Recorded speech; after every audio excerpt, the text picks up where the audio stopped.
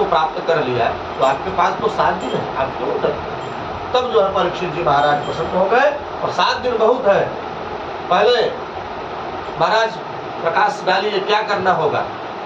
सुखदेव जी ने कहा जितासनो जितश्वासो जितसंगो जितेन्द्रिय स्थूले भगवतो रूपे मनः संधारयेद्धिया।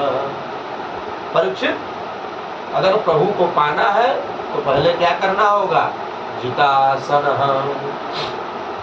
या 10 मिनट बैठे नहीं कि थोड़ा सा पैर दर्द कर रहा है, ऐसे वैसे अनेका अनेक करे। पहले अगर प्रभु को पाना है तो जितासन, आसन जीतना होगा।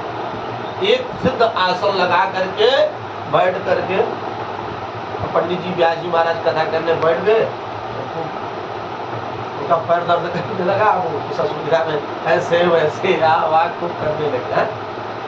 ऐसा होना चाहिए कि जब तक बैठे तब तक आसन जीत, तभी प्रभु से हमारा मुलाकात। दूसरा जित श्वास, श्वास पर नियंत्रण अगर व्यक्ति पा ले, तप और सत्यम, 7 ऊपर और 7 नीचे,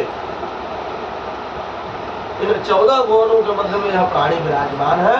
और श्वास पर जब नियंत्रण कर ले, क्योंकि सबसे बड़ा बल है प्राणायाम परम बलम। प्राणायाम क्या है? परम बल है। इस पर जो विजय प्राप्त कर ले। और जित संगो, संग भी व्यक्ति को जीत लेना चाहिए। ये नहीं कि किसी दुष्कर्मी व्यक्ति के साथ, पापी व्यक्ति के साथ, क्योंकि जिसके साथ रहेंगे उसी का नाम होगा। चोर के साथ रहने पर चोरी का नाम लगेगा। तो सत्संगम पहले बताया, सत्संगमम चलबते दयतो विवेक। जैसा हमारा सत्संग रहेगा उसी प्रकार से हमारे जीवन में प्रकाश और प्रभाव दोनों बनेगा। सत्संग का बड़ा महत्व है। और तीसरा बताया जिते सत्संग, अर्थात हमें संग भी जीतना चाहिए। और जितेंद्रिय,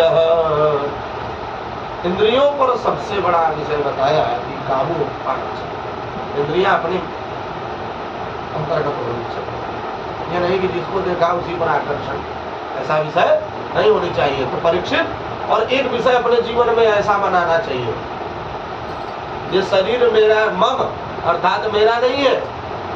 ये शरीर किसका है? प्रभोरहम मम प्रभु। किसका मानना चाहिए? प्रभु हमारे हैं और हम प्रभु को। ऐसा जो धारण कर लेगा वही उस परमात्मा के चरण कमल को प्राप्त कर सकता है। इसलिए जो भी संसार में मिला है, त्वम शरणम त्वाम शरण्यम, प्रभु के चरणों में सौंप करके इस जीवन को, व्यक्ति को धारण करना चाहिए। संसार की व्याधियां, संसार में जीव आता है परीक्षित, तो उसे अनेक, इसको कहा ही गया है दुखालय, जो दुख का मूल है। यहाँ आने के बाद बड़े बड़े अमलात्मा विमलात्मा ब्रह्मर्षि ऋषि इस माया रूपी संसार में आकर भटक गए। हम तो, आप तो साधारण पुरुष हैं, हमारी आपकी कोई गिनती नहीं है। इसलिए अब जीवन में अरे हम तुम्हारे थे प्रभु जी, हम तुम्हारे हैं और हम तुम्हारे ही रहेंगे, ओ मेरे प्रियतम। जो परीक्षित ऐसा अभाव रखता है अपने जीवन में, वही उसी का जीवन और उद्यम सफल होता है। संत्याम सत्याम शितौ किम कसिपो प्रयास। संता अर्थात संतों का छिपतो क्या करते हैं? संत अपनी मस्ती में मस्त रहते हैं। सुखदेव जी परीक्षित जी से कह रहे हैं कि संतों का जीवन देखो, अपनी मस्ती में मस्त रहते हैं। जहां मिला वहां बैठ गए, जहां मिला वहां प्रभु का भजन कर लिए, और कहीं भी जगह मिल गया तो उसी पर छिपता, उसी भूमि पर जो है शयनम, वह जो है शयन भी कर लेते हैं। उनके लिए ये कोई नहीं उड़ना बिछोना बढ़िया खूब मखमल का गद्दा ऐसा नहीं। और आजकल सांसारिक जीव को समस्या यह बनी हुई है कि बस धन के पीछे है, इसलिए प्रभु पर छोड़ देना चाहिए। जो भी होगा लगन तुमसे लगा बैठे जो होगा, तो प्रभु से लगन जो लगा करके इस जीवन को जीता है वही इस जीवन को अपने साथ। और परीक्षित, जीवन में अनेक कामनाएं हैं, अनेक कामनाएं जीवन के अंदर आते रहते हैं। तो सुखदेव जी ने कहा कि सुनो, किसकी कामना से किस देवता की पूजा करनी चाहिए। बताते हैं कि अगर अन्न की कामना हो, मकान में अन्न की कमी हो तो मां अदिति की उपासना करो, अन्न का भंडार भरा रहेगा। और स्वरूप की कामना है तो भैया गंधर्वों की उपासना करो, सुंदर सुंदर स्वरूप मिलेगा। अगर विद्या की कामना है तो महादेव की उपासना करो, महादेव की कृपा से विद्या की प्राप्ति होगी। अगर अच्छे वर की कामना है तो माता गौरी की पूजा करो, अर्चना करो, उससे अच्छे वर की प्राप्ति होगी। परंतु किसी की कामना न हो वो भगवान का स्मरण करे। और जो जिसके अंदर कोई कामना नहीं होती है तो समस्त कामनाओं को पूर्ण कर देते हैं ये प्रभु। हमें 10 जगह भागने से अच्छा है कि सर्वधर्मान परित्यज्य मामेकम शरणं व्रज। भगवान कहते हैं कि समस्त धर्मों का परित्याग करके मेरी शरण में आओ, और मेरी शरण में जब तुम आ जाओगे तो माम एवं ये प्रपद्यन्ते माया में काम करते। जो मेरी शरण में आ जाएगा उसे मैं माया से तवेदम मुक्त संगस्य अनोचितम मत कारण, मुक्त कर दूंगा, उसमें कोई कारण नहीं है। अकाम सर्व कामो मोक्ष कामोदारहि। अकाम सर्व काम, जो कोई काम नहीं रखता, कोई भावना नहीं रखता, वह जो है मोक्ष काम उदार भी, तो मोक्षेश भगवान श्री हरि का। और परीक्षित जी महाराज पुरुष के 4 उपमा, पुरुषों के 4 उपमा है। उपमा बताइए भैया। कहते हैं सुनो, स्वविडवराहौष्ठखरैः संस्कृतः पुरुषः पशु। जो इस पुरुष रूपी मानव रूपी तन को पा करके भगवान के चरणों का अनुरागी नहीं होता है, वह स्वविडवराहौष्ठखरैः, स्वविडवराहौष्ठखरैः अर्थात पहली उपमा दिया सुखदेव भगवान ने कुत्ते की है।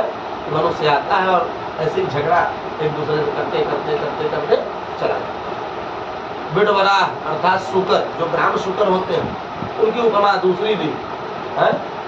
तो क्या करते हैं, जहाँ कीचड़ देखते हैं, जहाँ गंदगी देखते हैं, वहीं पे खूब लोटपोट करते हैं। और जो अभक्ष्य अर्थात जो भक्षण करने योग्य है उसको भी भक्षण करते हैं। दूसरी उपमा। तीसरी उपमा होष्ठखरैः अर्थात ऊंट की दी। ऊंट की उपमा क्या भैया, कि थोड़ा सा पद मिल गया, स्वरूप मिल गया है, भैया हम सबसे ऊंचे हो गए, सबसे लंबे हो गए, सबसे धनवान हो गए है। ये भी अहंकार जीव के अंदर व्याप्त होता है। और गधा जीवन भर कुटुंब भरणे सुखः, खूब जो है परिवार का पालन पोषण करता है। कैसे करता है, मार काट करके करता है, प्रेम से करता है, कि अच्छे से करता है, या फिर किसी को प्रताड़ित करके करता है, ये परिवार वाले नहीं देखते। वो तो देखते बस आना चाहिए और खाना चाहिए, और कुछ उसके बाद ध्यान में नहीं। इसलिए 4 उपमा दी, अर्थात गधे की तरह व्यक्ति खटता है, मर जाता है, यही करता है। और जो ऐसा करेगा तो वो तो नरक क्लेश वह नरक की तो गति को प्राप्त करेगा। जिसके नेत्र, बताते हैं सुखदेव भगवान कि परीक्षित, जिसके नेत्र हरि दर्शन के लिए प्यासे नहीं होते हैं, उनके नेत्र तो मानो ज्ञान और वैराग्य से ठीक है। ज्ञान वैराग्य नयन उर्गारी, ये दोनों नयन है, ज्ञान और वैराग्य।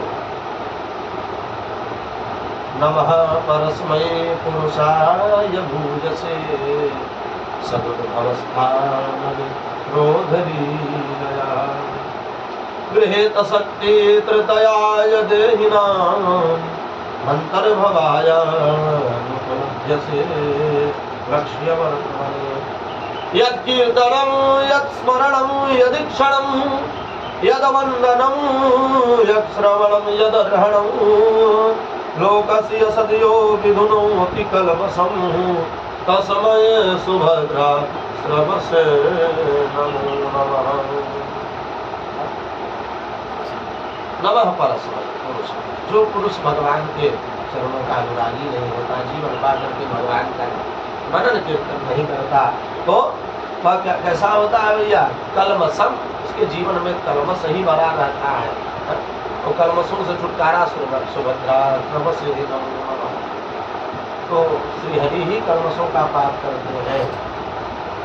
तपस्विनो दानपरा यशस्विनो मनस्विनो मंत्रविद सुमंगला क्षेमं न विन्दन्ति विनाय दर्पणं तस्मै सुभद्रा श्रवसे नमो नमः।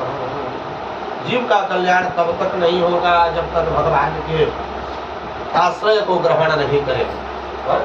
इसलिए जीवन में भगवान का आश्रय ग्रहण करना परम सौभाग्यशाली है। परीक्षित सुनो, अब बताते हैं तो ध्यान से सुनो। यही प्रश्न जो आज आप कर रहे हैं मुझसे कि एसाम संस्मरणात् पुंसाम सद्य शुद्धन्ति मयि गृहा, जो प्रश्न आपने किया बड़ी आनंद सते प्रश्न सर्वलोक हितम नृप। हे राजन, जो आपने संसार की कामना से ये प्रश्न किया, उसी कामना से एक बार देवर्षि नारद जी ने अपने पिता ब्रह्मा जी से पूछा कि पिताजी, आप तो सृष्टि की रचना करते हैं, ये भी है, तो ये आंख बंद करके किसका स्मरण करते हैं? क्या आपके ऊपर भी कोई है क्या? तो ब्रह्मा जी ने इस पर उत्तर दिया कि बेटा, मेरे ऊपर भी कोई है।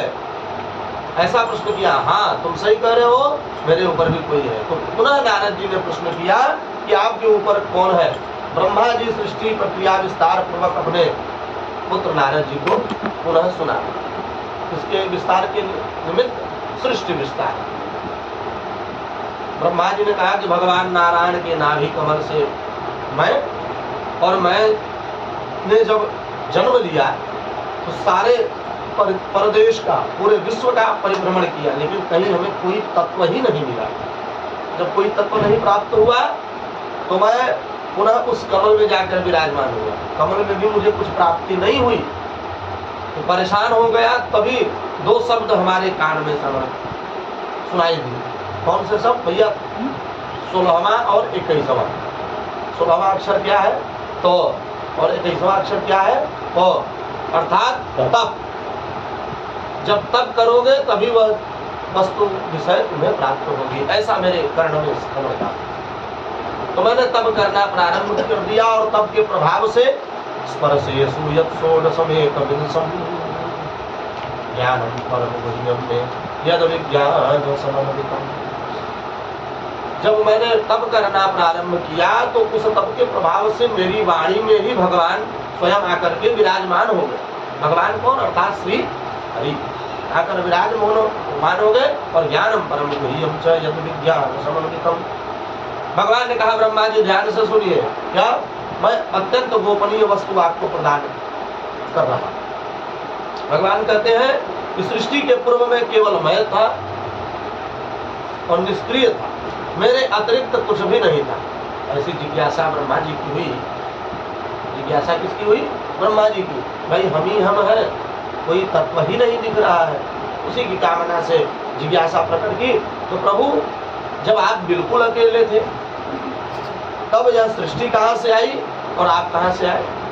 प्रभु ने पुनः जवाब दिया कि इस संसार में कुछ भी नहीं था मेरे अलावा, स्वयं मैं था। यह जो संसार देख रहे हैं यह भी मैंने रचना की और इसमें मिल भी गया मैं ही। अर्थात बनाने वाला भी मैं ही हूँ और बनने वाला भी मैं ही हूँ। हरिदेव जगत जगदेव हरि। इस जगत में हरि है और हरि में ही पूरा जगत समाहित है। ऐसा है। और मैं क्या बना इसका? बताते हैं कि मैं निमित्त कारण भी इसका बना और उपादान कारण भी मैं ही इसका बना। भैया, निमित्त कारण उपादान कारण अर्थात बनाया भी मैंने और बना भी मैं ही। इस संसार में तो इस संसार को मैंने ही बनाया और बन भी मैं ही। ऐसा प्रभाव देखिए प्रभु का। है। तो भाई देखिए, अगर कुंभकार के पास एक एग्जाम्पल में देखिए, जैसे जब कुंभकार के पास मिट्टी होगी तभी वह घड़ा बनाएगा, है? मिट्टी नहीं होगी तो घड़ा कहाँ से बनाएगा? दूसरा एग्जाम्पल, जैसे ज्वेलर्स के पास हम जाते हैं तो उसके पास सोने की व्यवस्था है, ज्वेलरी की व्यवस्था है, तब ना ऑर्डर देते हैं तो वो उसको बना करके देते, नहीं रहेगा तो कैसे बनाएगा? तो भगवान के पास समस्त वस्तुएं थी, इसलिए इस जगत का निर्माण किया और अभिन्न अभिन्न निमित्तोत्पादन कारण बताया कि जगत को बनाने वाले भी वही है और जगत के रूप में भी वही है। हरिदेव जगत जगदेव हरि, ऐसा भगवान कहते हैं ब्रह्मा जी, हृदयर्भं यत् प्रतीयेत न प्रतीयेत चात्मनि तद विद्यादात्मनो मायां यथा भासो यथा तमः।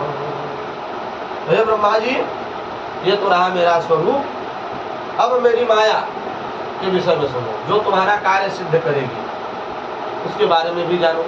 माया क्या है भैया? तो मैं तोर मूर्त है माया। माया अर्थात माँ माने क्या होता है? नहीं, या माने जो है।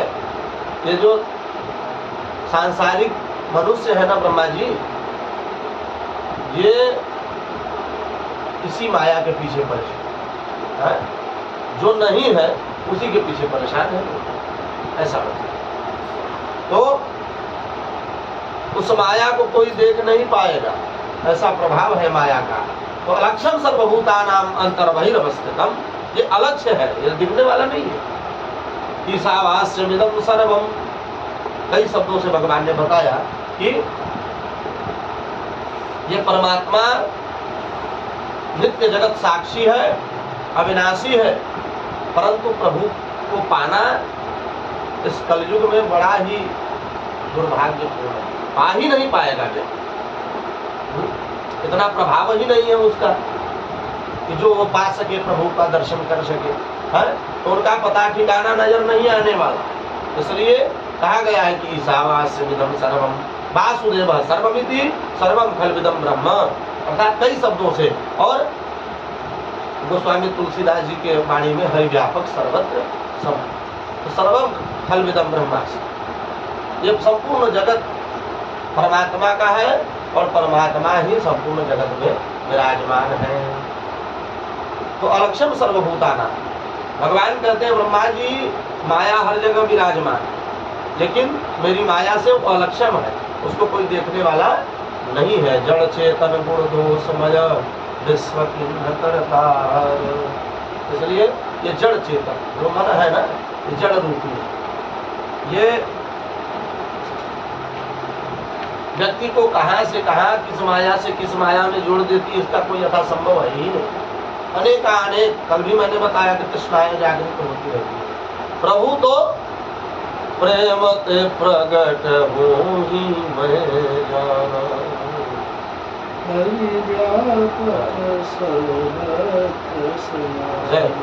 तो प्रभु कैसे प्रकट होते हैं? प्रेम ते प्रगट। भगवान को अगर स्मरण करना ही है, कीर्तन करना ही है, तो प्रेम आपके अंदर भगवत प्रेम होना चाहिए, भगवान से प्रेम होना चाहिए। सांसारिक प्रेम से व्यक्ति को दूर हो जाना चाहिए। सांसारिक प्रेम किसी काम का नहीं है। बस प्रभु से प्रेम रखें, जो प्रभु से प्रेम रखेगा वही मोक्ष को प्राप्त कर सकता है। क्यों बताइए? इतने बड़े राजा जो लंकाधिपति रावण है, स्वयं उनके भाई है, कितने सौंदर्यशील थे, परंतु कहाँ गए? भगवान की शरण में गए। अस कही चला विभीषण जबहि, आयुहीन भये सगत बहि। जब तक विभीषण जी लंका में थे तब तक व्यवस्थाएं अच्छी थी, लेकिन जैसे ही वह भगवान के धाम में गए, पुनः क्या हुआ? आयुहीन भये सगत बहि। तो ये जान लीजिए, तीन सचिव वैद्य गुरु, तीन जो प्रिय बोलहि भय आस, राज धर्म तन तीन कर होई बेगीना। सचिव, अगर जान लीजिए कि राजा का जो सचिव है वो अगर प्रिय बोलने लगे तब जानिए विखंडन होने वाला। वैद्य अर्थात चिकित्सक, चिकित्सक अपने मन से कम रोगी के मन से ज्यादा करने लगे। अच्छा हमें ये दवाई मत दीजिए, कड़वी दवाई है, अच्छा ठीक है दूसरा दवाई, तो जानिए कि वहाँ भी खंडन होना ही है। और गुरु, गुरु अगर शिष्य के माध्यम से चलने लगे, शिष्य का कहना मानने लगे, तो शिष्य का भी खंडन निश्चित। इसलिए इन तीनों से जब जान ले कि प्रिय बोलने लगे, आपके हाँ में हाँ, हाँ में हाँ करने लगे, तो जानिए कि अब आपका सुखाय कर्माणि करोति लोको न तै सुखम वान्यदुपारमं वा विन्देत भूयस्तत एव दुःखम यदत्र युक्तम भगवान वदेन्नः। तो संसार जो है दुख मूलम ही संसार, इस संसार से आसक्ति को दूर करना चाहिए। और कालेन तावदत् गुणाम अनुपेत्य तत्रोद्भवम भागवतम ददर्श। जीवन में अपने भागवतम ददर्श, भागवत के माध्यम से, श्रीमद् भागवत के जो माध्यम से जो भी शास्त्रोचित व्यवस्थाएं दर्शाई गई हैं, तो सनकैर भगवल्लोकान नृपलोकन पुनरागतः, जो इस भागवत रूपी अमृत का पान करेगा, जानिए कि वह ही जीवन में सार्थकता को प्राप्त हो। क्योंकि ईश्वर समस्त जगत, ईश्वर अंश जीव अविनाशी। कई शब्दों में शास्त्रों में, हर ग्रंथों में बताया गया कि भगवान कहाँ नहीं है, आप उन्हें ढूंढते कहाँ हैं, ये आपके भगवान तो सर्वत्र है। सर्वम विष्णुमयम जगत। पंडित जी लोग पूजन में संकल्प करते हैं तो जले विष्णु, स्थले विष्णु, विष्णु परमतमस्तके, ज्वाला माला कुले विष्णु, सर्वम विष्णुमयम जगत। सारा संसार विष्णु का ही है। और इसलिए अपने जीवन को भी भगवान को सौंप देना चाहिए। सुखदेव भगवान कहते हैं, परीक्षित, ये जो संसार में प्राणी आता है वो इसी व्यवस्था से समस्या में रहता है। कैसे? कोई तन दुखी, कोई मन दुखी, कोई धन बिन रहता उदास, थोड़े थोड़े सब दुखी, सुखी राम के दास। जो भगवान से स्नेह करता है, जो भगवान से लगाव रखता है, वही सुखी होता है, अन्यथा और कोई होने वाला नहीं है। इसलिए है परीक्षित, एक बार की बात है, अब मैं आपको चरित्रों का वर्णन कर रहा हूँ। श्री विदुर जी महाराज, मैत्रेय, श्री विदुर जी महाराज को मैत्रेय मुनि एक बड़ा सुंदर उपदेश दिया। परीक्षित महाराज सुनिए, ध्यान से सुनिएगा कि सृष्टि के बारे में विदुर जी महाराज ने प्रश्न किया, इस पूरे संसार का विस्तार कैसे हुआ। बोलिए जय सिया राम।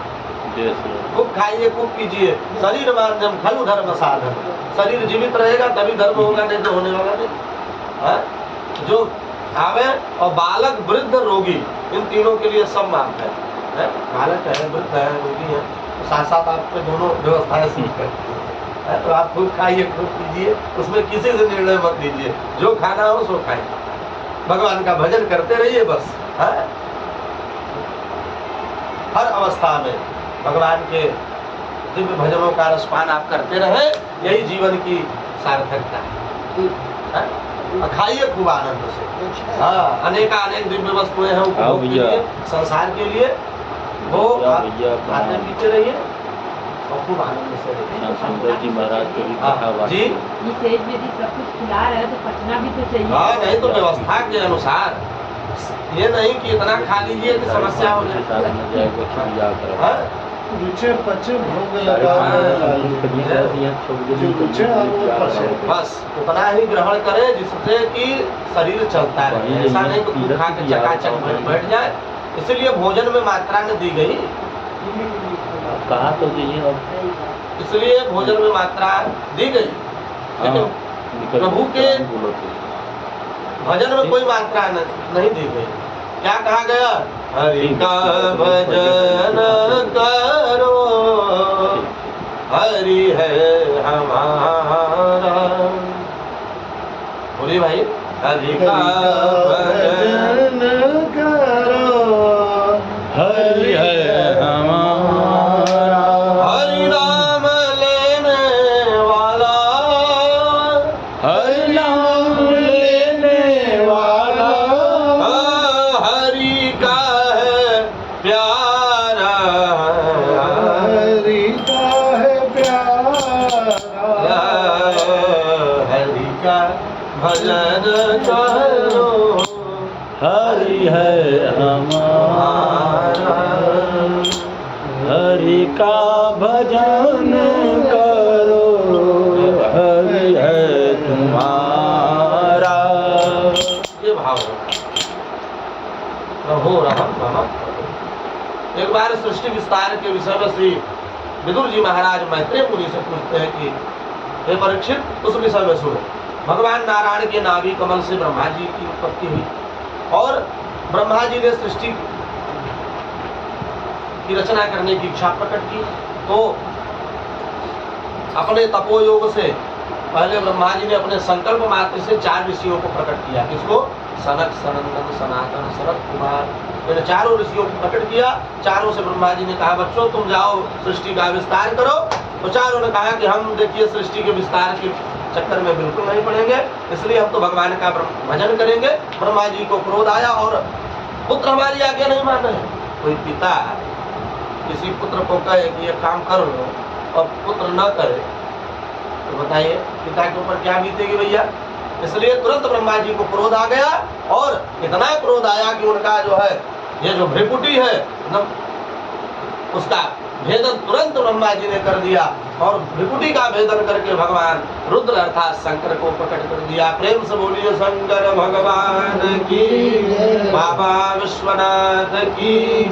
इस प्रकार शंकर भगवान की उत्पत्ति की, उनसे निवेदन किया आप जाइए सृष्टि का विस्तार करिए। और तो भैया शंकर जी को क्या प्रेम है, किससे प्रेम है? भूत प्रेत पिशाच राक्षस डाकिनी शाकिनी पिशाचिनी इतना प्रकट करने लगे कि ब्रह्मा जी को और क्रोध आ गया। मैंने तुमसे सृष्टि का विस्तार करने के लिए तुम क्या कर रहे हो ये? महाराज शंकर जी ने कहा कि ऐसा है कि भाई तब हमसे नहीं हो पाएगा, आप करिए विस्तार। है शिव जी अपना जो है भगवत भजन में लग गए। अब की बार ब्रह्मा जी ने बोले बाबा भजन में बैठ गए। फिर पुनः मंथन किया ब्रह्मा जी ने। तो क्या हुआ? कहते हैं कि अनेक ऋषियों को प्रकट किया। ब्रह्मा जी ने मरीचि, अत्रि, अंगिरा, पुलस्त्य, पुलह, क्रतु, भृगु, वशिष्ठ, दक्ष और देवर्षि नारद इन 10 ऋषियों को प्रकट किया और अपनी वाणी से ब्रह्मा जी ने परम सुंदरी सरस्वती कन्या को प्रकट किया। प्रेम से बोलिए सरस्वती महारानी की। और पुनः जो है सरस्वती महारानी को प्रकट किया और अपनी छाया से अनुमति प्रदान करके महामुनि करदम जी को प्रकट किया। महामुनि करदम जी की उत्पत्ति ब्रह्मा जी के तपोयोग से हुई। ये सब ब्रह्मा जी की मानसी सृष्टि है, मन से इनको उत्पन्न किया ब्रह्मा जी ने। पुनः आगे इसके बाद विधाता ब्रह्मा जी ने अपने वामांग में से कन्या, वामांग अर्थात बाएं अंग से कन्याओं को और दक्षिणांग से पुरुषों को, बालकों को उत्पन्न किया और जिनका नाम हुआ मनु और शत्रुघ्न। बाएं अंग से स्त्रियों को और दक्षिण अंग से पुरुषों को उत्पन्न किया, जिनका नाम हुआ मनु और शत्रुपा। मनु शत्रुपा से ही मानवीय सृष्टि हम लोगों की उत्पत्ति हुई और इसलिए हम लोग मनु पुत्र होने के नाते मानव कहलाते हैं। पुनः जो है मनु शत्रुपा से 5 संतानें हुई। कौन कौन सी? 3 बेटियां और 2 बेटे, आकुति, देवहूति और प्रसूति तथा बेटों के नाम प्रियव्रत और उत्तान। 2 बेटे और 3 बेटियां ये उत्पन्न हुए। अर्थात एक दिन राजा मनु महाराज ने ब्रह्मा जी से प्रार्थना की कि भगवान मैं सृष्टि का विस्तार करना चाहता हूं पर कैसे करूं? हिरण्याक्ष पृथ्वी का हरण करके ले गया है, इसलिए मैं करने में असमर्थ हूं। हिरण्याक्ष कौन था? आगे कथा में आएगी। हिरण्यकश्यप का भाई था हिरण्याक्ष।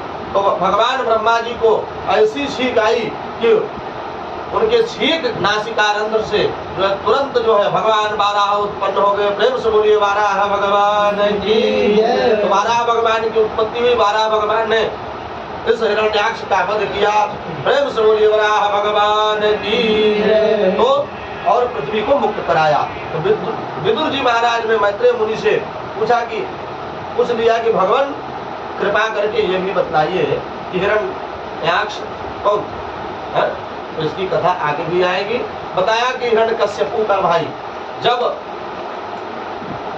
कश्यप जी की 2 पत्नियां थी, दिति और अदिति। दिति से हुए दैत्य पुत्र और अदिति से हुए देवता। माता अदिति के गर्भ से दैत्य और माता दिति के गर्भ से दैत्य और अदिति से देवता, यही 2 प्रथाएं चली। और इसके बाद भगवान ने कहा, परीक्षित से सुखदेव भगवान ने कहा कि परीक्षित, भगवान ने अपने मुख से दोनों को उत्पन्न किया। किसको? स्वयं विधाता ब्रह्मा जी ने नहीं, स्वयं श्री हरि ने अपने मुख से 2 लोगों को प्रकट किया। किसको? ब्राह्मणों से मुखमासी बाहु राजन्य, 4 वर्णों को अपने शरीर से उत्पन्न किया और ब्राह्मणों को अपने मुख से किया, तथा अग्नि को। इन दोनों को भगवान श्री हरि ने अपने मुख से प्रकट किया, इनकी उत्पत्ति अपने मुख से की। तथा कहते हैं कि इन दोनों को जो खूब चकाचक इनकी सेवा करे, अर्थात अग्नि और ब्राह्मण की, वह जो है मोक्ष को प्राप्त कर सकता है। और भगवान, किसी ने पूछा कि भगवान किस मुख से अत्यंत संतुष्ट होते हैं। तो भगवान ने कहा कि जब ब्राह्मणों का खूब सेवा सत्कार होता है, खूब आनंद में रहते हैं और खूब दिव्य में वहां से खूब आशीर्वाद जहां से देकर निकल जाए, उस मुख से हम अत्यधिक प्रसन्न होते हैं। ब्राह्मणों के मुख से अगर निकल गया बहुत सुंदर क्या दिव्य व्यवस्था थी, और अग्नि में स्वाहा, ये 2 ही मुख है भगवान। सबसे ज्यादा भगवान कहते हैं कि हम ब्राह्मणों के मुख से प्रसन्न, तो ब्राह्मण दिव्य ब्राह्मणों की सेवा करें, उससे हम अत्यधिक प्रसन्न होते हैं। यम योगिनो योग समाधि न रहो ध्यायन्ति लिंगा दशतो मुमुक्षया तस्यै सदस्य ऋषभ पदाहतो मुखम प्रपश्यन् इन्हीं दिति के गर्भ से राक्षसों की उत्पत्ति हुई और राक्षस पुत्र जो है यह हिरण्याक्ष हुआ, जिनका वराह भगवान ने वध किया। अब आगे की कथा सुनिए। नमो नमस्ते खिल यज्ञदन्तवे स्थितौ विहितामलसत्वमूर्तये दृष्ट्या हतोऽयं जगतामनन्तु तस्मात् पदा भक्त्या वयमीश्वरः। देवता परीक्षित जी महाराज, देवता जब हिरण्याक्ष का वध हुआ तो देवता बड़े ही प्रसन्न हुए और बारंबार प्रणाम करने लगे। और बड़े सौभाग्य की बात है जो इस हिरण्याक्ष जैसे दुष्ट का आपने दमन कर दिया, ऐसा देवता उनका बारंबार प्रणाम करते हैं। तो श्रीमद् भागवत में है परीक्षित जी महाराज, मनु शतरूपा की 3 बेटियों का वंश पहले सुनाए, फिर उसके बाद जो है बेटों का वर्णन। सुखदेव भगवान कहते हैं परीक्षित 3 बेटियां थी, आकुति, देवहूति और प्रसूति। तो जो मझली वाली अर्थात मध्यम वाली जो पुत्री थी शतरूपा की, उनका विवाह करदम ऋषि के साथ हुआ। तो करदम ऋषि ने एक शर्त रखी। क्या शर्त रखी? कि देवी मैं विवाह उसी शर्त पर आपसे करूंगा जब मैं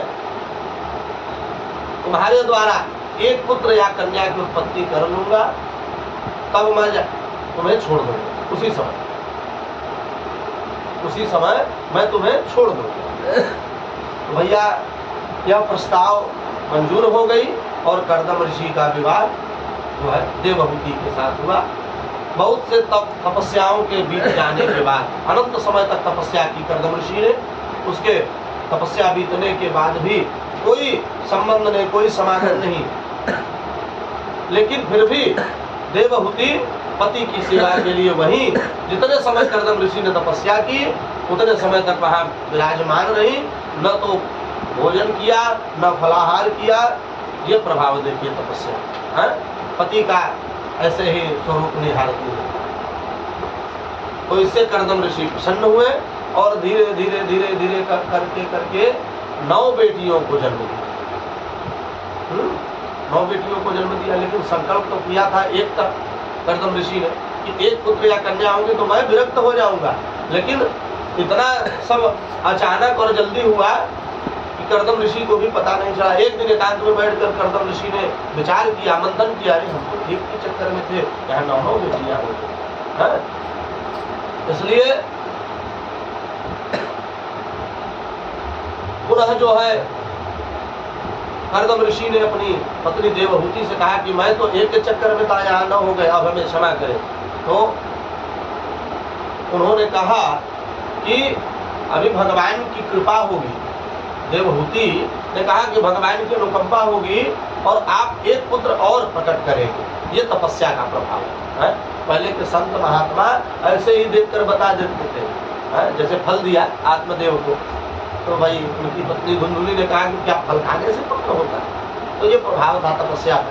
यहाँ जैसे परीक्षित को श्राप मिला, ब्राह्मण बालक ने दिया, बाघ वज्रम विष सर्जः, ब्राह्मण बालक का श्राप भी विष के समान होता है।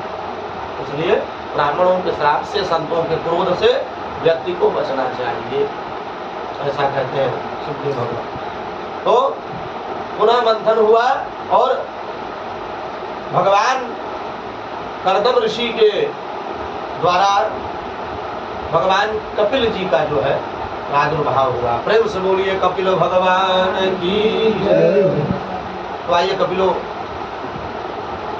कपिलोपाख्यान के माध्यम से पुनः जो है परीक्षित जी महाराज वहां सुन रहे हैं और सौनकादि 88,000 ऋषि सूत जी के मुखारविंद से सुन रहे हैं और आप लोग यहाँ सुने। प्रेम से बोलिए कपिल भगवान की जय। तो क्षमा करिएगा बीच में से बोलूंगा, यही वो कर्दम ऋषि जी हैं जिनके द्वारा स्थापित हैं कर्दमेश्वर महादेव जी हैं, पंचकोशी का प्रथम पड़ाव कर्दम ऋषि के द्वारा स्थापित ये स्थान है। और जब मुस्लिम आक्रांताओं ने कुछ यहाँ से भी जानकारी दिया करिए, मान लीजिए भाई व्यास जी है तो भाई सब तो पूर्ण है नहीं, भगवान को छोड़ करके कोई पूर्ण है ही नहीं, चाहे आप हो चाहे हम हो या कोई हो, भाई हम लोग जो बताएंगे वो शास्त्रों में जो होगा वर्णन उसी के माध्यम से आपको बता, जो शास्त्रों का अध्ययन करते हैं उसी के माध्यम से। और आप बता रहे हैं तो अच्छी बात बता रहे हैं तो आप पुनः बता दिया करिए, उसमें क्षमा और उसकी कोई आवश्यकता नहीं। और मुस्लिम आक्रांताओं के द्वारा लगभग सभी मंदिरों को ध्वस्त कर दिया गया था, पर यह लिंग अछूता रह गया, क्योंकि पहले यह सब जंगल था तो उन्हें पता ही नहीं लगा कि यहाँ भी कुछ तोड़ने की चीज़ है। तो जैसे कि अगर पवित्रतम लिंगों की खोज की जाए जिसको कि किसी ने अशुद्ध नहीं किया है, तो उनमें से एक ये है। बोलिए कर्दमेश्वर महादेव की जय। तो सदा सहाहं स्वां सकलया तद्वीर्येण महामुने तव क्षेत्रे देवहूत्यां प्रेषये तत्त्वसंहितां। तो पहले देवहूति का चरित्र बताया गया, बेटों की बात जो है बादवती को, बेटे कौन थे? प्रियव्रत और उत्तान। तो 3 बेटियों में मझली बेटी देवहूति का विवाह कर्दम जी महाराज के साथ हुआ, जो की व्यवस्था आपको बताई गई।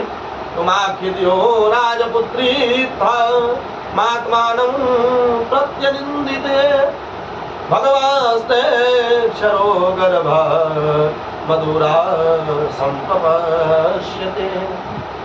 ये जो कपिल जी महाराज हैं ये साक्षात श्री नारायण के ही स्वरूप, ऐसा बताया। निर्विण्णानितरां भूमं सदिन्द्रिय दर्शनात् येन संभाव्यमानेन प्रपन्नां तमः प्रभु।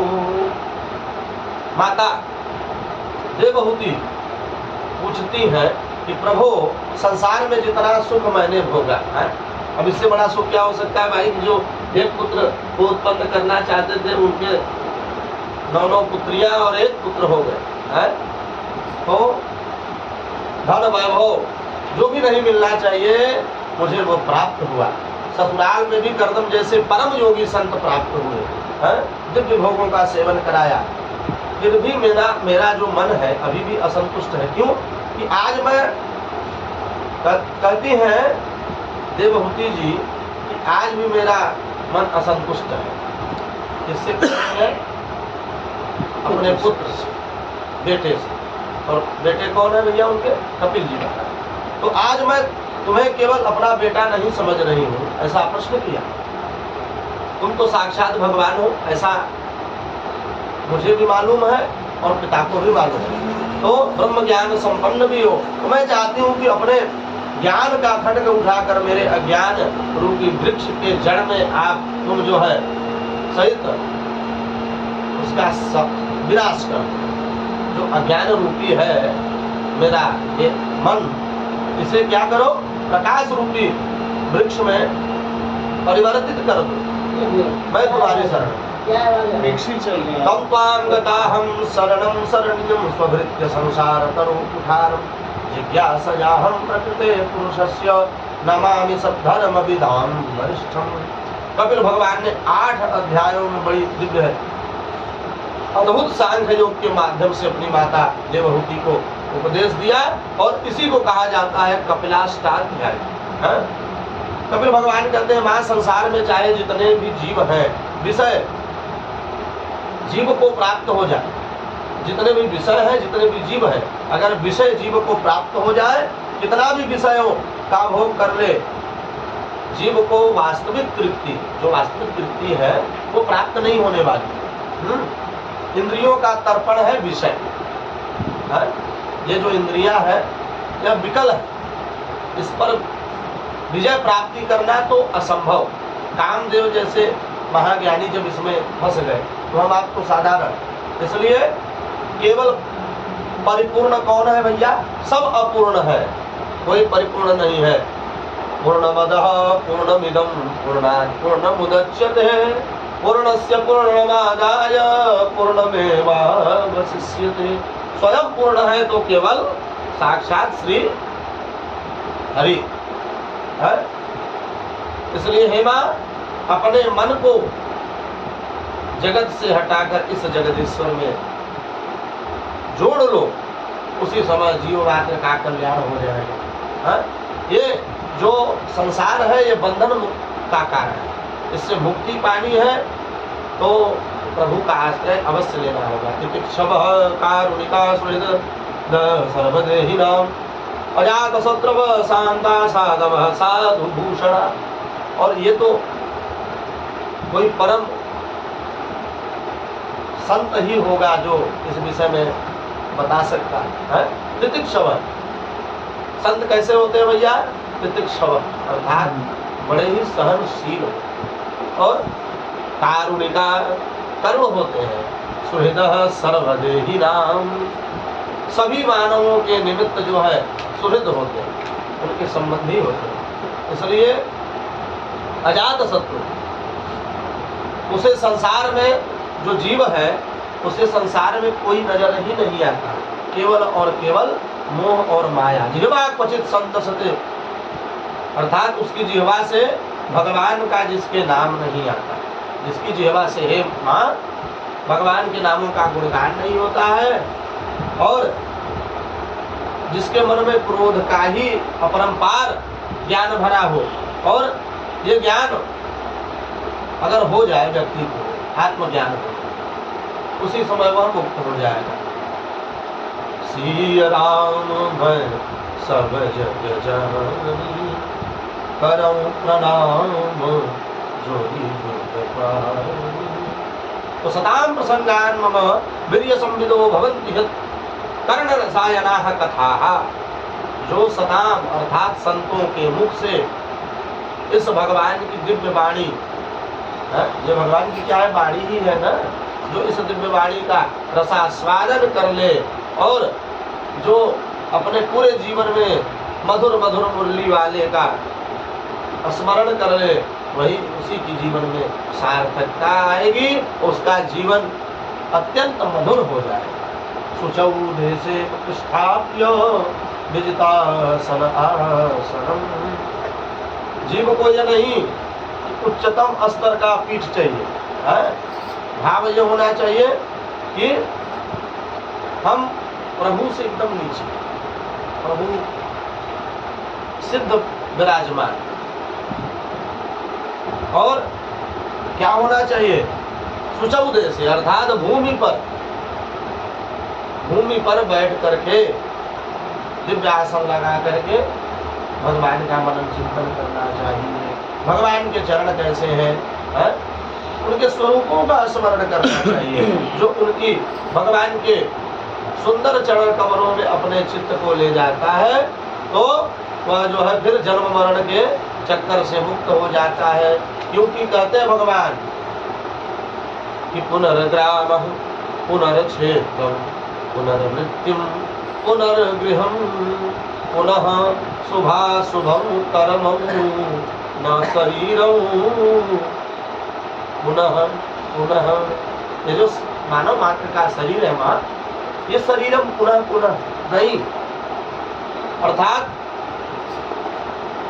पुनः घर मिल सकता है, गांव मिल सकता है, वृत्ति मिल सकती है, शुभ और अशुभ कर्म मिल सकते हैं, लेकिन चाबी तो एक बहुत है, ताला एक ही है, चाबियां बहुत है, जो फिट बैठ जाए। इसलिए न शरीरम पुनः, ये मानव मात्र का शरीर पुनः नहीं मिलना चाहिए। इसलिए एकांत में जाकर के गोविंद के गुणानुवाद को खूब गाए। श्री राम चंद्र कृपालु भजमनम हरण भाव भय दारुणम। श्री राम हरण भव भय दारुणम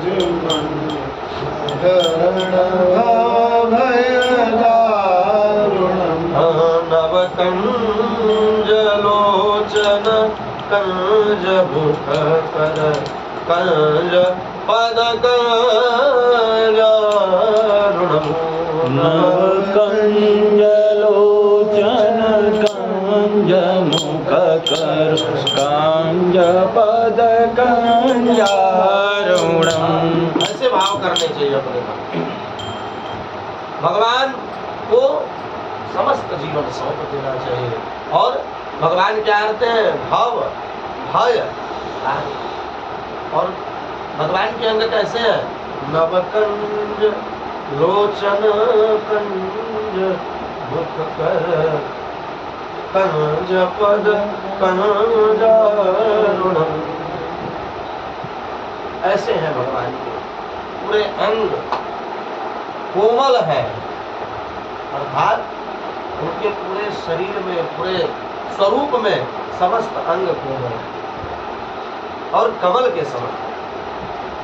कपिल भगवान कहते हैं माँ, एक बार ध्यान में जिसने भगवान का की मुस्कान का आनंद ले लिया है, जिसने भगवान के स्वरूप को देख करके मुस्कान, उनकी मीठी मीठी मुस्कान का आनंद प्राप्त कर लिया, उसके जीवन में शोकाश्रु सदा सर्वदा के लिए नष्ट हो जाएंगे। फिर अर्थात शोक आएंगे ही नहीं। हासम हरे वदता किल लोकजीव शोकाश्रुता सागर विशोषण मृत्युदारा। वह समस्त जीवन मुक्त हो जाएगा। इतने शब्दों को सुन करके माता देवती प्रश्न करती है, बेटा भक्त कितने प्रकार के होते हैं? कपिल भगवान कहते हैं कि जो भगवान को केवल मंदिर मूर्ति में ही सीमित रखता है, वह क्या है भैया? जो भगवान को मंदिर की मूर्ति में सीमित रखता है वह प्राकृत भक्त है। कैसा? अर्थात साधारण। जितना भगवान का दर्शन मंदिर की मूर्ति में कर रहा है, वैसे ही उतना दर्शन चलते फिरते संतों में होने लगे, वह जो है मध्यम कोटि का भक्त है। और परंतु प्रत्येक शरीरधारी में जो अपने प्रभु का दर्शन करे, वह जो है उत्तम कोटि का भक्त है। कि अहम सर्वेषु भूतेषु भूतात्मा अवस्थितः सदा तव भक्त्यायमां मर्त्यः कुरुते चाविडम्बनम् न मनः शान्तिं रक्षति। कपिल भगवान कहते हैं कि समस्त देहधारियों में माँ विराजमान हूँ मैं। कपिल भगवान कौन है भैया? भगवान के ही अवतार है। तो कहते हैं कि मैं समस्त देहधारियों में विराजमान हूँ, और जो व्यक्ति जिस भाव से हमें देखता है, हम उसी भाव से उसकी सेवा करते। वो तो व्यक्ति के ऊपर यथासंभव रखता है कि वह किस भाव से भगवान का दर्शन करता है या भगवान को भजता है। न तथा मे प्रियतम आत्मयोनिर्न शंकर न च संकर्षणो श्री नैवात्मा च यथा भवान। कपिल भगवान कहते हैं कि जो पांचों प्रकार की मुक्ति को भी जो ठुकरा देता है, जिसे कुछ नहीं चाहिए, वह केवल भगवत चरणों का अनुरागी हो जाए, बस में जो मेरी सेवा के अतिरिक्त मुक्ति को भी ठुकरा, वह जो है मेरा सबसे प्यारा भक्त कहा जाता है। ऐसे भक्तों की महिमा एकादश स्कंद में भगवान उद्धव जी से कहते हैं। यह भक्तों की भी कथा बताते हैं कि एकादश स्कंद में भगवान भक्तों की कथा कर बताएंगे। किससे भैया? उद्धव जी महाराज से। निरपेक्षम मुनिम शांतम निर्वैरम समदर्शनम अनुप्रजाम्यहं नित्यम भूयेत् वेणुवेणुभिः गृहेषु कूटधर्मेषु दुःखं तन्त्रे स्वतन्त्रिता कुर्वन्तु तद्प्रतीकारं सुखवन् मन्यते ग्रही।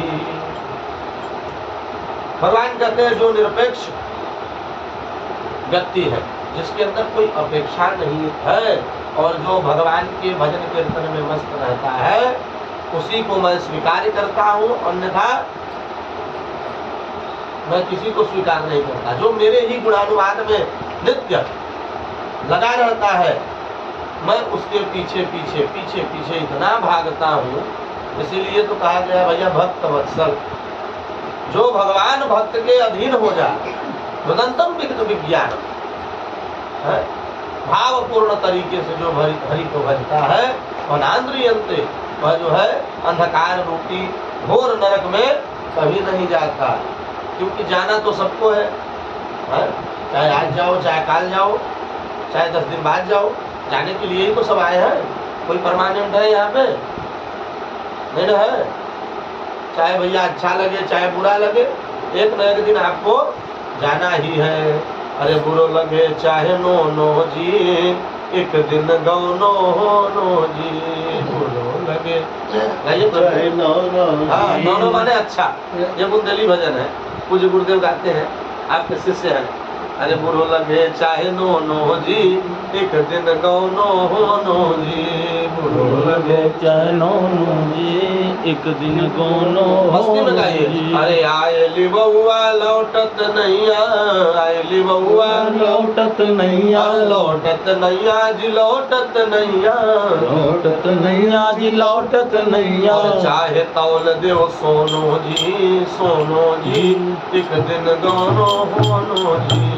चाहे तौल दो सोनो जी, सोनो जी, एक दिन गौनो जी, बुरो लगे चाहे नो जी, एक दिन गौनो नो जी, बुरो लगो चाहे नो जी, एक दिन गौनो और क्या? अरे सखी सहेली सब रह गई हैं, सखी सहेली सब रह गई हैं, सब रह गई हैं यहाँ, सब रह गई हैं, सब रह गई यहाँ, सब रह गई हैं। जैसे स्त्रियों का विवाह होता है तो पहले गौना होता है, लेकिन अब तुरंत विदाई। तो क्या करती है सखियाँ?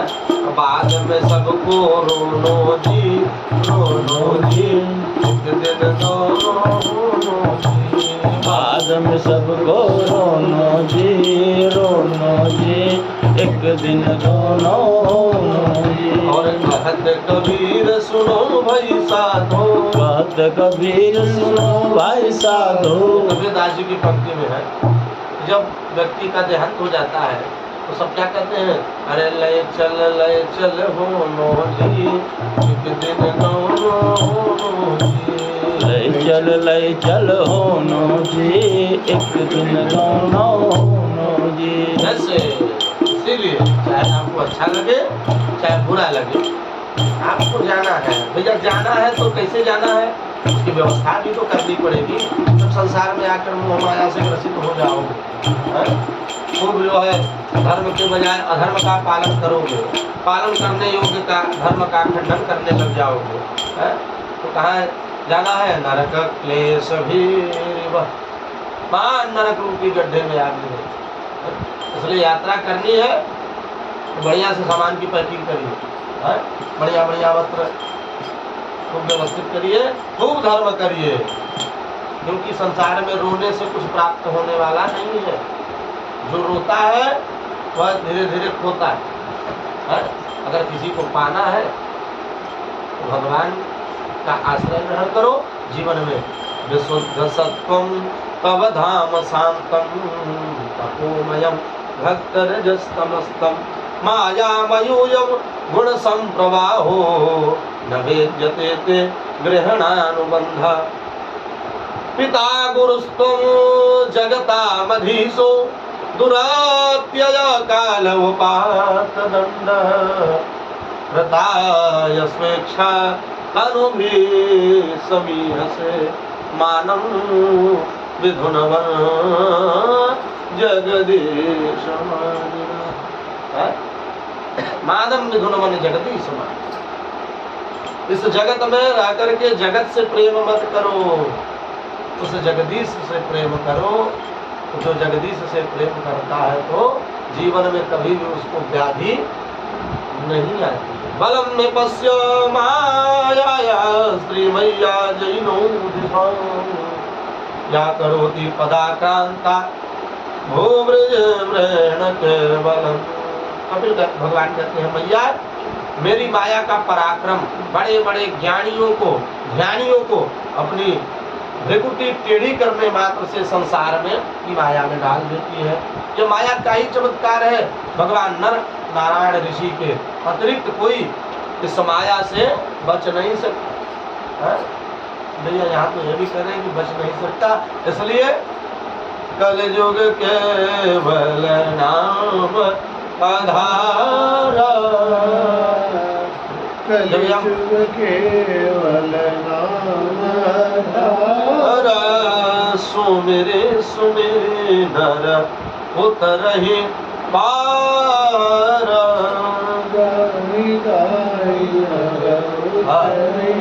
अर्थात कहते हैं कि भगवान विष्णु को छोड़कर हे मैया कोई भी माया से वो नहीं है विरत, माया सबके ऊपर है। इसलिए कलयुग में केवल जो भगवान का भजन करेगा उनका स्मरण करेगा।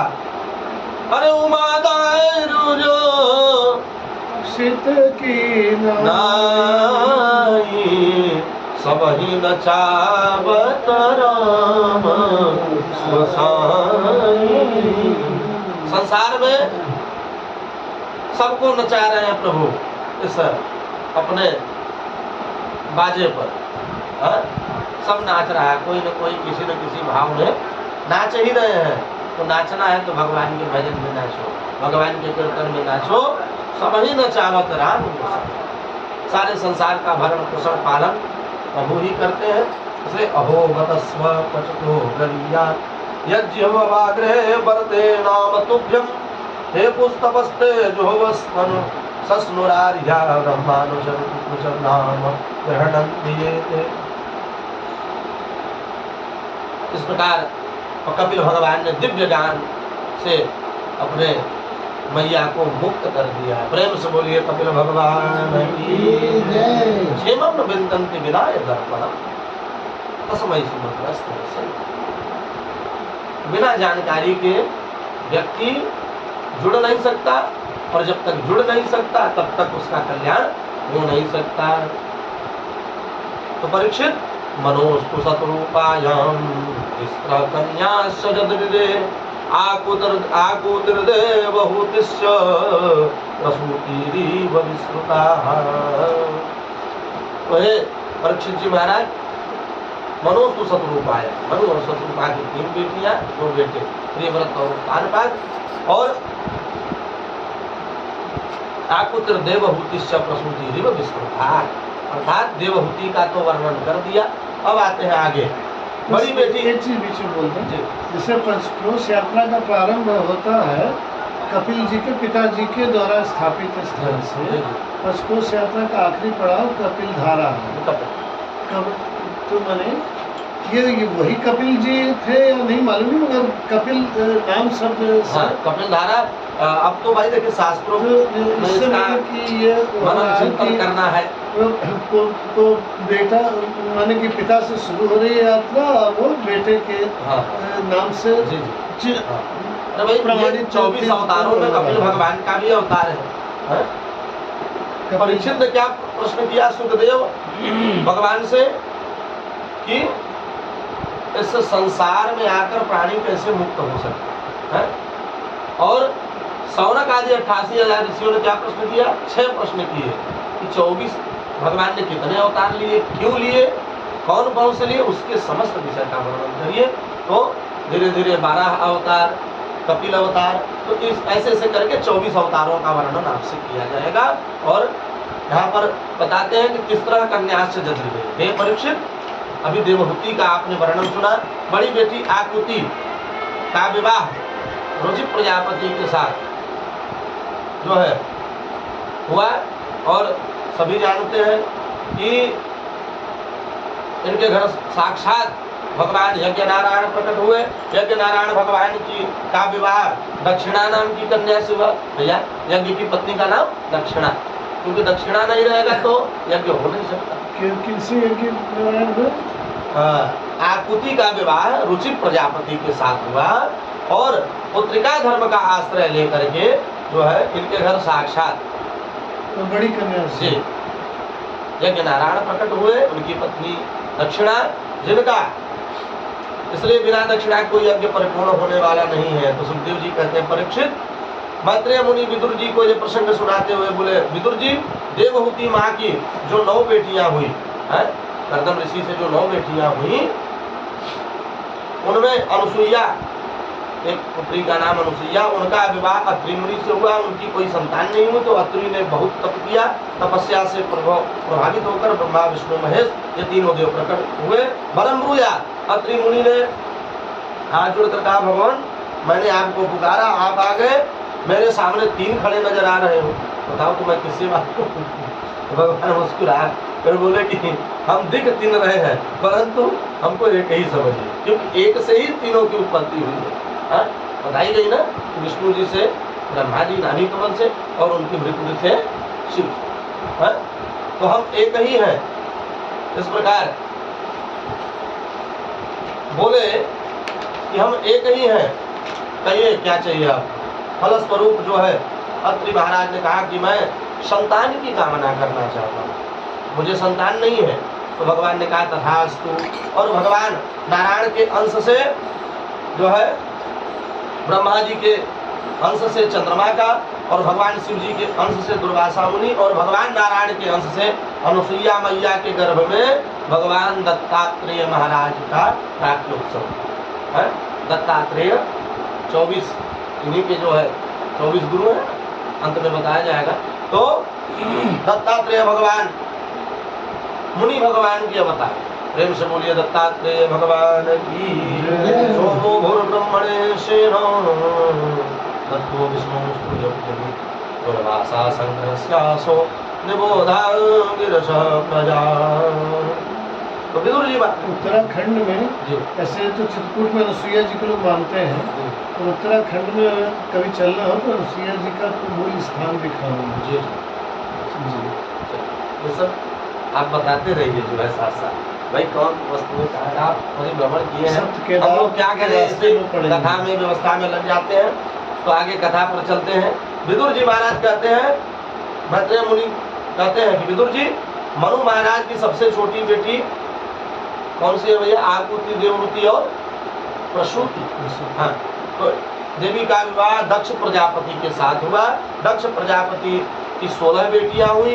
उन 16 कन्याओं में 13 कन्याएं धर्म की पत्नी बनी। उनमें धर्म की मूर्ति नामक पत्नी के गर्भ से भगवान नर और नारायण ऋषि प्रकट हुए। प्रेम से बोलिए नर नारायण भगवान की। तो आज भी बद्रीनाथ में विराजमान है नर नारायण के नाम। और स्वाहा नाम की एक बेटी अग्निदेव को ब्याही, स्वाहा नाम की कन्या अग्निदेव को ब्याही। स्वधा नाम की बेटी पितरों से, इसलिए अग्नि में स्वाहा और पितरों को स्वधा करके दिया जाता है। तो एक बेटी भगवान शंकर को ब्याही, जिनका नाम था सती। तो सती शिव पत्नी सती देवी की कोई संतति नहीं थी, और क्योंकि एक बार दक्ष जो है भोलेनाथ भगवान कहते हैं कि क्योंकि एक बार दक्ष ने भोलेनाथ का अपमान किया, जिसे देवी सती सह न सकी और अपने शरीर का परित्याग कर दिया। कथा के विषय में जानते ही है।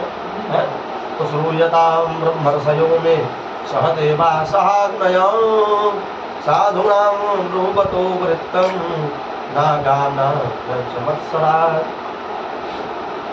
एक बार सभा में, दक्ष के सभा में दिव्य सभा लगी थी और जितने भी ऋषि महर्षि अमलात्मा विमलात्मा देवता थे सब, भाई प्रजापति है दक्ष, तो दक्ष सभा में आए, परंतु सभी ने उठ करके उनका अभिवादन किया। एक पीठ पर विराजमान उनके दामाद जी भी थे जो कि उनके अभिवादन में नहीं उठे, और ऐसा देख करके दक्ष को अहंकार था ही, अभिमान आ गया, मार खूब जो है गालियों की बौछार लगा दी। तो इससे नंदी जी को बड़ा क्रोध आया। महाराज आपको बोल, अरे भाई ससुराल है, बहुत सुनना पड़ता है, इसलिए ससुराल में गाली सुननी पड़ती है ना, कोई बात नहीं, देने दीजिए, चलिए ठीक है, आप लोग शांत रहिए। इस प्रकार दक्ष ने खूब खरी खोटी सुनाई और कहा कि आज के बाद किसी भी यज्ञ में इस व्यक्ति को निमंत्रण आमंत्रण कोई नहीं देगा, ऐसा अपने वचनों से कह दिया। तो श्रूयतामहं तु लोकपालानां यशोगो निरतपत्रपः। ऐसा ही हुआ। एक बार दक्ष ने दिव्य यज्ञ का शुभारंभ किया, सबको निमंत्रण दिया, भगवान को नहीं दिया। अब सती महारानी क्या करें? लिखा है कि गीतवादित्रमांगल्यम बंधुनाम च अनाहुता गमिष्यामि यदा मां प्रतिपालय। विवाह होता है तो उसमें कहा जाता है कि भाई बंधुओं के घर भाई गीतवादित्र मांगल्य यज्ञ आदि अनुष्ठान हो रहे हो तो मैं चली जाऊँ, उसमें आप दुखी, उसमें आप मुझे प्रताड़ित नहीं करेंगे। तो यही व्यवस्था हुई यहाँ सती महारानी के साथ। निमंत्रण नहीं मिला, फिर भी उस यज्ञ में जाने को इच्छुक हुई, और इच्छुक हुई, भगवान ने मना किया कि भाई जहाँ पर बुलावा न हो वहाँ जाना नहीं चाहिए। परंतु सती महारानी का मन नहीं माना, और प्रजापतिस्ते स्वसुरस्य साम्प्रतं निर्यापितो यज्ञमहोत्सवः किल वयं च तत्राभिसरामवाम यदि यत्र कृतामि विबुधा व्रजन्ति। सती महारानी नहीं है। अब देवताओं का देखिए, देवता भी खूब दिव्य विमान ले जाकर कैलाश पर्वत के ऊपर से, भैया चलो दक्ष का यज्ञ है, खूब भगवान को दिखाते हुए, देवी जी को दिखाते हुए यज्ञ में सपत्नीक सब जा रहे थे। तो भगवान ने कहा चलिए आते हैं, स्वागत के लिए आते हैं, दिव्य शोभा यात्रा आप लोगों की निकालेंगे। इस प्रकार सती नहीं मानी, और सती ने क्या किया? अपने पति के वचनों का उल्लंघन करके वह उस यज्ञ में गई। और जैसे ही स्वानाम यथा वक्रधियां दुर्गतिर्विद्वानिशं तप्यति वर्णपीडिताः। कहते वहां गई और अपनी बहनों को देखा, अपने जीजाजी लोगों का दर्शन किया, अपने पिता का दर्शन किया, सबका दर्शन किया, परंतु किसी ने माता सती से नजर तक नहीं मिलाया। वही है वही जो राम रचिदा था, वही है वही जो राम रचिदा को करी तर्क बड़ा वही सखा, वो करी तर्क बड़ा वही सखा, वही है वही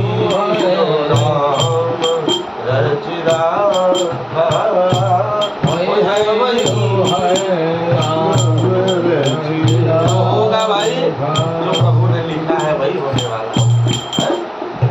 तो किसी ने नजर तक नहीं मिला माता सती से।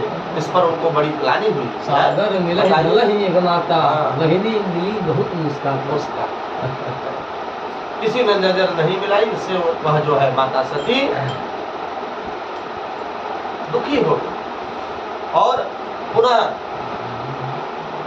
घर में प्रविष्ट हुई तो वहाँ स्वयं और केवल एक उनकी माता जी थी, जो अभी पंडित जी ने सुनाया, बहुत ही प्रेम से वह मैया जो है माता सती से मिली। कैसे मिली?